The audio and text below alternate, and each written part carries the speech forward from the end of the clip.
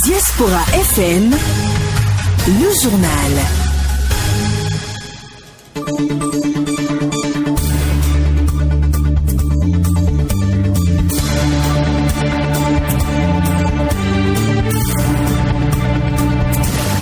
Jeudi 8 juillet 2021, bonsoir à toutes et à tous, merci d'être au rendez-vous de l'actualité, c'est sur la 102.3, les titres. Plus de 13 milliards de francs CFA détournés à l'Agence nationale des transports terrestres ANAT, dont environ 34 millions pour doter des directeurs en boisson. La question a été examinée en Conseil des ministres ce mercredi. Le gouvernement a adopté le décret portant attribution, organisation et fonctionnement de la Commission nationale de concertation, de consultation et de négociation collective. C'était également ce mercredi 7 juillet en Conseil des ministres. Et puis en Haïti, le Premier ministre par intérim Claude Joseph prend en main le gouvernement, c'est après l'assassinat du président Jovenel Moïse. Mesdames, Messieurs, voilà pour le sommaire de cette édition. Merci de rester avec nous. Les détails, c'est dans un instant. Corneille Alicet.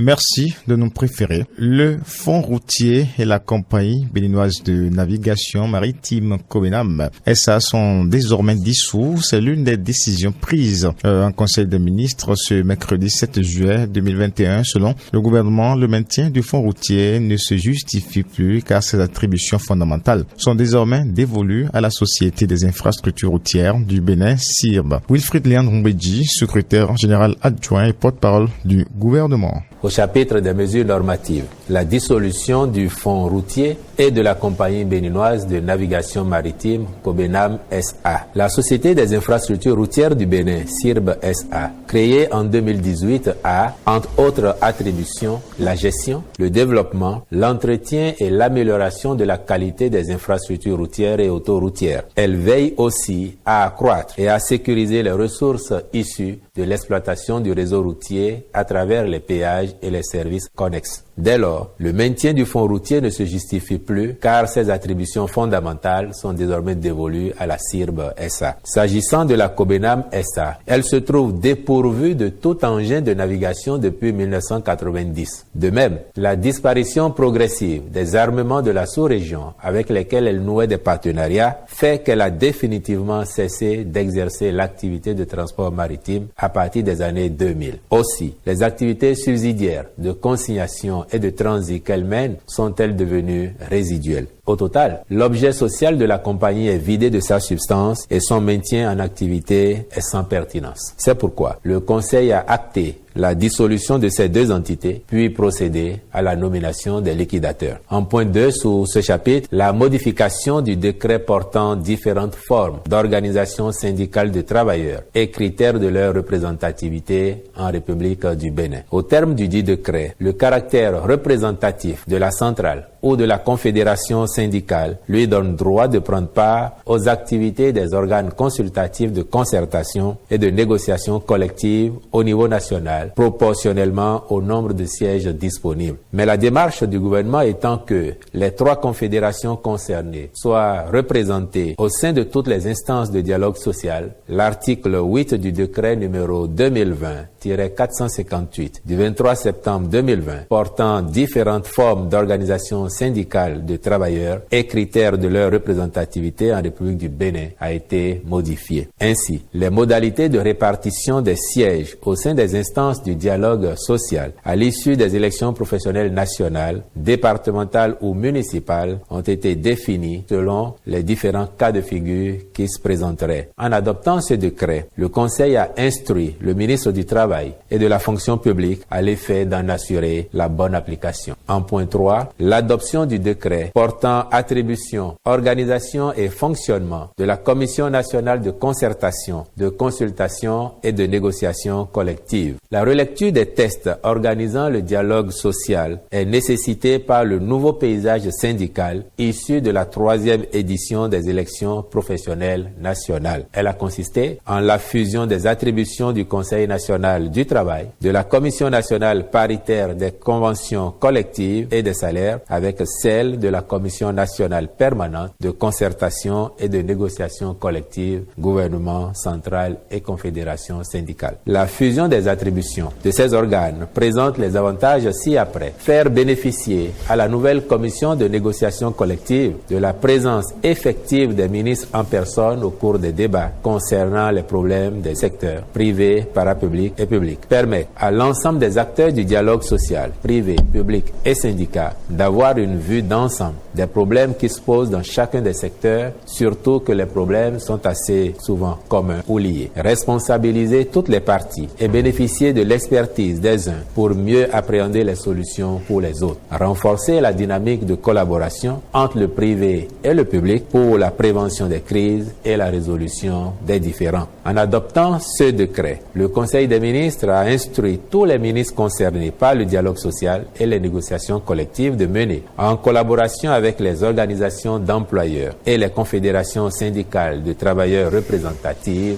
des actions visant à prévenir les crises et à gérer les différends sociaux. Le dossier de malversation à l'Agence nationale des transports terrestres ANAT a été également débattu en Conseil des ministres ce mercredi, la veille de ce rendez-vous hebdomadaire. Des membres du gouvernement, plusieurs cadres de l'agence ont été interpellés et gardés dans les locaux de la BEF. Wilfried Léon Mbedji, porte-parole du gouvernement, pour plus de précisions. Un audit réalisé sur la période de 2016 à 2020 a fait ressortir de graves irrégularités. Les défaillances relevées portent aussi bien sur l'organisation générale de l'agence, caractérisée par un cadre réglementaire inadéquat, l'insuffisance du personnel technique, la pléthore d'agents d'exécution, la prépondérance des traitements manuels de données, ainsi que le défaut de protection de celles-ci ou de l'intégrité du système informatique. Un tel contexte a favorisé, au cours de la période sous-revue, des manques à gagner estimés à 13,6 milliards de francs CFA, dont 1,3 milliard de francs CFA concernant des décaissements relatifs à des marchés irrégulièrement passés, 191 millions de francs CFA s'agissant de paiements pour des actes anormaux de gestion et 12,1 milliards de francs CFA au titre de présomption de fraude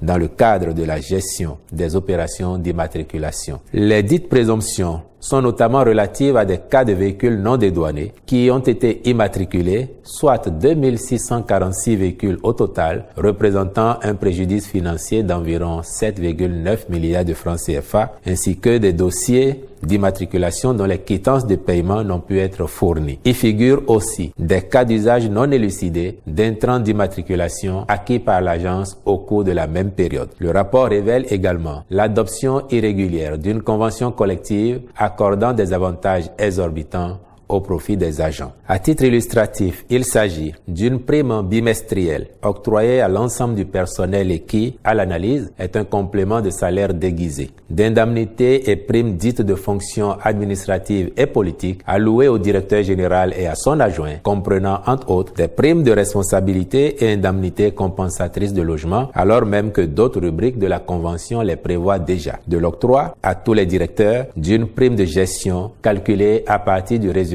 d'exploitation de l'agence, du paiement chaque année d'une gratification correspondant à un mois de salaire, consacrant ainsi une pratique de 13e mois en violation des règles appliquées dans l'administration publique, du paiement d'indemnités pour travaux spéciaux estimés à 88 825 500 francs CFA alloués de façon abusive pour intéresser des membres de plusieurs comités mis en place pour des tâches relevant normalement de leurs attributions, d'un soutien financier de 500 000 francs CFA en cas de décès du travailleur en activité et de 200 000 francs CFA en cas de décès du travailleur à la retraite. En outre, il ressort du rapport d'audit que des avantages indus ont été consentis aux administrateurs de l'agence. C'est ainsi que, de 2017 à 2019, il leur a été versé, indépendamment de leurs indemnités réglementaires de fonction, des jetons de présence ainsi que des dotations annuelles de frais de carburant pour un montant de 35 320 000 francs CFA. De même, il est à signaler des décaissements résultant d'actes anormaux de gestion évalués à 180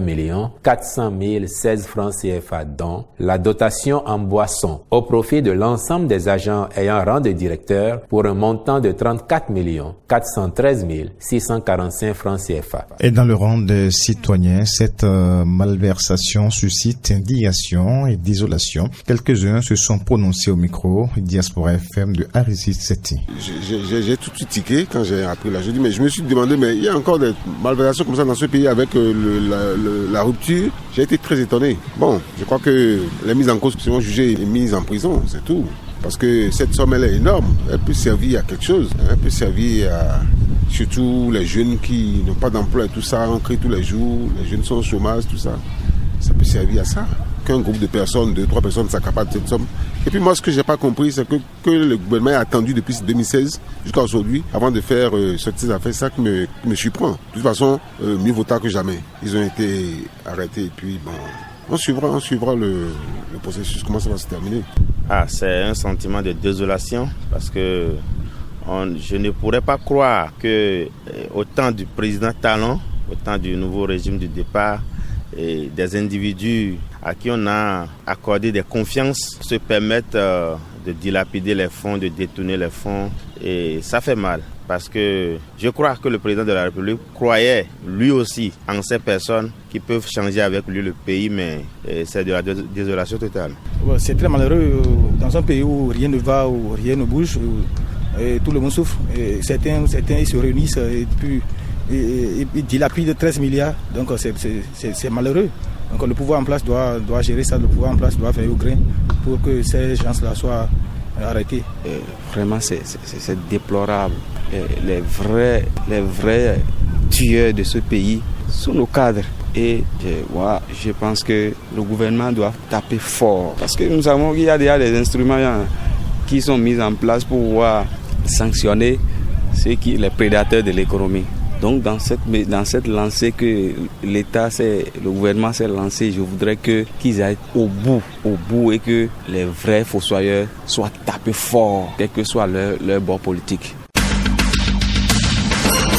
L'abstention des élus conseillers du bloc républicain d'Abo-Makalavi lors du vote du deuxième collectif budgétaire gestion 2021 de leur commune est toujours au cœur des débats après la sortie ce mardi 6 juillet de leur collectif pour expliquer les raisons de leur vote.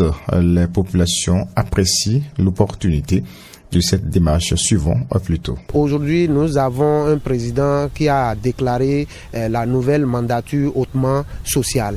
Et je pense que le maire s'inscrit dans cette dynamique en remontant, n'est-ce pas, le budget lié et allant dans le sens de la distribution des kits scolaires aux apprenants sous sa tutelle. Et je pense que c'est dans cet ordre d'idée que le maire a bien voulu augmenter ce budget. J'aurais souhaité que les distingués, les conseillers, n'est-ce pas, attendent le maire à la fin de l'exercice des 150 millions, puissent lui demander le compte. Comment est-ce que ces 150 millions-là sont gérés? C'est au temps du maire Bada qu'il y a eu l'avènement du fait foncier. Et l'actuel maire est venu voir ça. Et c'est une prestation qu'il est venu voir. Je pense que si les conseillers pensent que les clauses qui sont dans ce contrat n'avantagent pas la mairie, il faut aller à une table de négociation et comprendre les tenants et les aboutissants. Le point lié au cimetière. Là également, c'est également une prestation. Il faut aller voir les contrats de base. Dans leur démarche, nous avions compris qu'ils étaient dans une démarche d'aider le maire de la commune d'Abo-Makalavi à suivre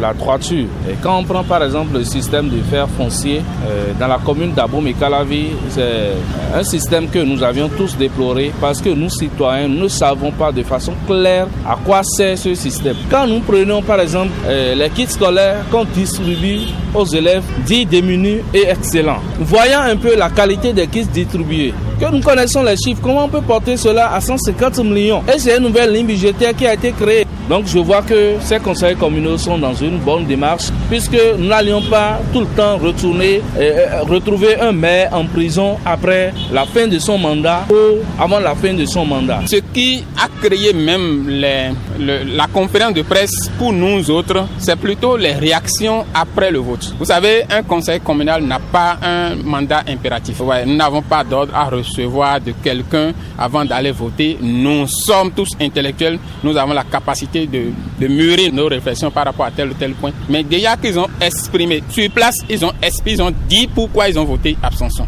Ils ont exprimé.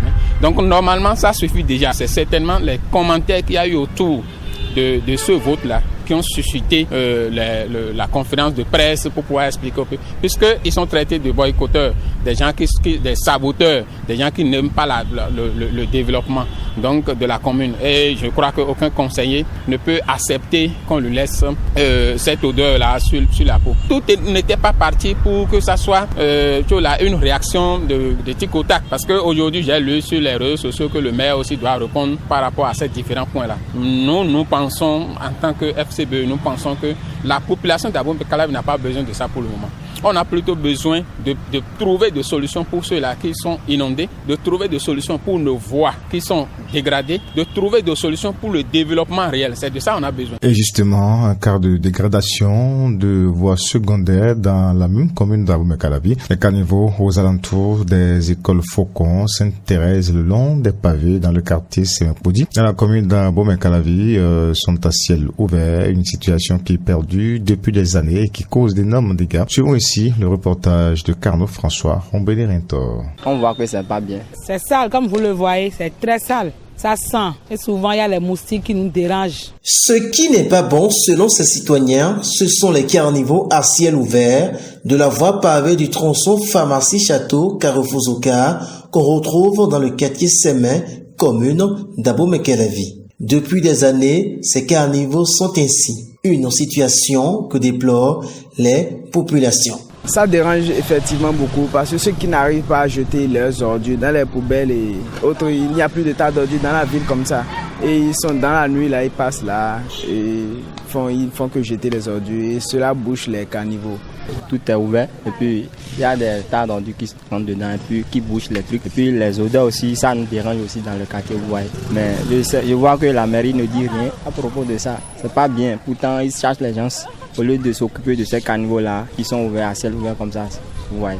Oui, ça nous empêche. Déjà que ça sent, est-ce qu'on peut s'arrêter là où il y a l'odeur nauséabonde? Ça sent, les gens ne s'arrêtent pas. C'est un tronçon qui est fortement emprunté par les usagers. Et dans ces conditions, les dégâts sont énormes. Les moustiques peuvent s'envahir dans le quartier et puis beaucoup de gens peuvent tomber dedans aussi. Ouais, c'est ouvert. Ça peut créer beaucoup de dégâts. Les accidents, si quelqu'un fait moins, j'espère tomber dedans. Comme nous sommes dans la zone, franchement, ça sent. Et c'est à ciel ouvert. Les gens tombent dedans. C'est pas du tout normal. Oui, les caniveaux causent d'accidents parce que en temps de pluie que nous sommes, nous avons ils ne sont pas bien faits. Deux, ils sont ouverts à ciel ouvert comme ça, avec l'inondation, l'eau qui remplit tout le pavé là. On n'arrive pas à distinguer le pavé des caniveaux. Donc avec ça, des jeunes citoyens, des personnes, des voitures même arrivent aussi à entrer dans ces caniveaux là. Et pour les sortir, c'est des problèmes, des complications. Il faut donc penser à fermer ces caniveaux pour le bonheur des habitants du quartier. Si l'État pouvait nous aider à fermer ça, ça serait une bonne chose parce que ça cause beaucoup d'accidents. S'ils peuvent venir en aide, pouvoir réparer les caniveaux, ça nous fera plaisir. Le développement d'une nation passe par celui de la route, dit-on. Il ne faudrait donc pas que ces infrastructures routières réalisées soient source de malheur pour les usagers. Que les autorités compétentes pensent alors à leur réhabilitation. Les nouvelles africaines et internationales.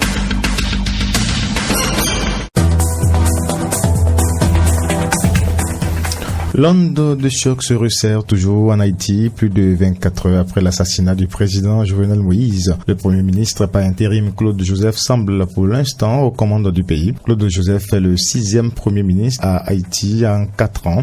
Il avait normalement quitté la primature et félicité son successeur nommé ce lundi 5 juillet par le président. Mais ce dernier n'a finalement pas pu prendre ses fonctions avant la mort de Jovenel Moïse. Claude Joseph prend donc les rênes avec peu de légitimité, souligne Marie Nomar du service plutôt international de RFI. Sa première décision a été de déclarer l'état de siège sur l'ensemble du territoire, ce qui donne concrètement à l'exécutif des pouvoirs renforcés en matière de perquisition et également d'interdiction de réunion. Il a aussi décrété 15 jours de deuil.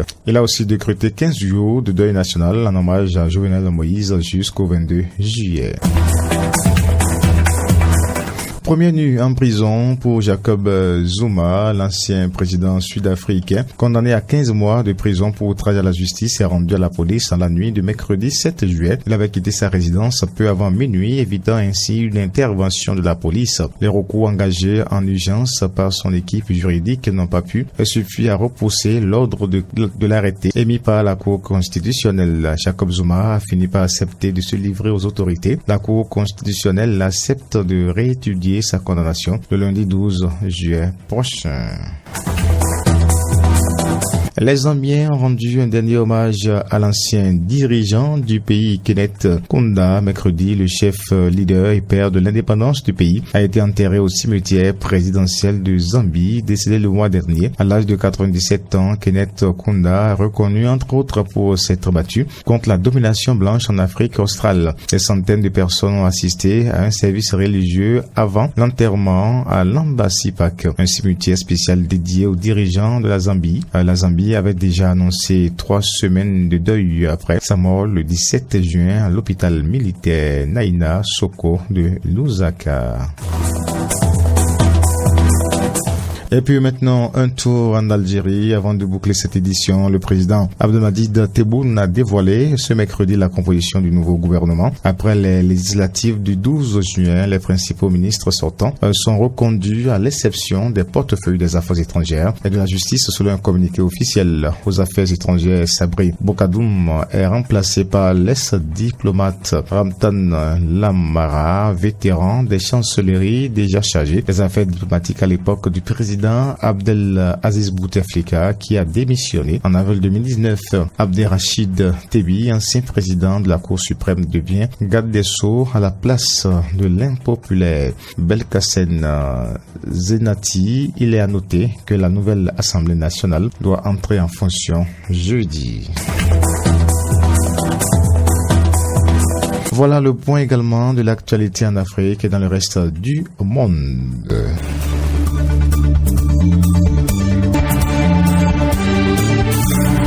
Diaspora Info Soir, Stop et fin. Mesdames, Messieurs, merci de votre aimable attention. À la mise en onde, Emmanuel Agbo-Diello, chef d'édition, Dorcas Sarongan, présentation, Corneille Aïsset. Merci de l'avoir suivi cette édition. Bonne soirée chez vous et à demain.